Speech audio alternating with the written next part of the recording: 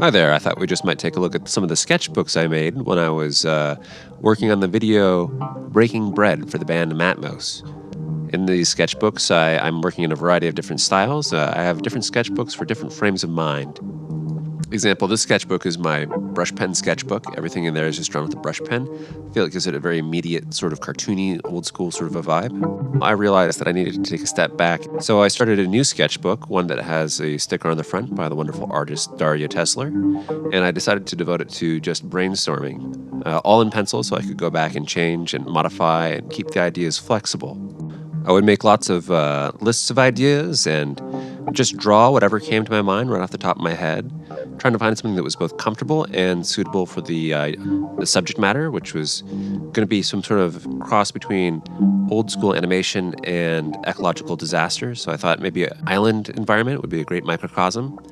And I came up with this sort of Mario 64 sort of hillside with simplified trees with these sort of record fruits that would transform people or transform these creatures and split them and multiply them, and how that multiplication of their population would impact the small ecosystem of the island.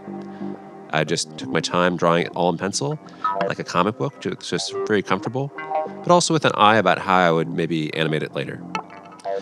Similarly, I had a separate sketchbook where I had more fully fleshed out renderings. I quickly decided that I wanted to go with black and white and the simplified aesthetic.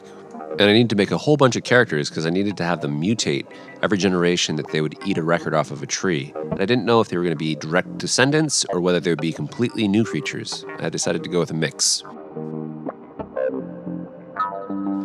I also wanted to explore the overall environment, kind of its shape and how it was situated in this kind of abstract plane of existence. I needed to have a strong character to close on, and I kind of landed upon this sort of striped fellow, and I don't know why, but he really speaks to me. He's like a renegade from Jim Woodring's imagination, come to help me on this path of mine to animate things. Okay, and this is also a very important page, one that has a lot of deep personal symbolism. These are toucan tubers, and they're followed by the carrot parrots, the ginger bats, Plebano peppers, and miscellaneous amoeba people. Very personally significant to me, very. And also important to this video. Of course, I am joking, but there's a kernel of truth. You have to create all sorts of things for a work of art that don't end up in the final project, just so that there's a sense of internal continuity or personal logic. Does that make sense? Yeah. Thanks for joining me. These are characters that I drew in my sketchbook. And, yeah. If you haven't already, go check out that video.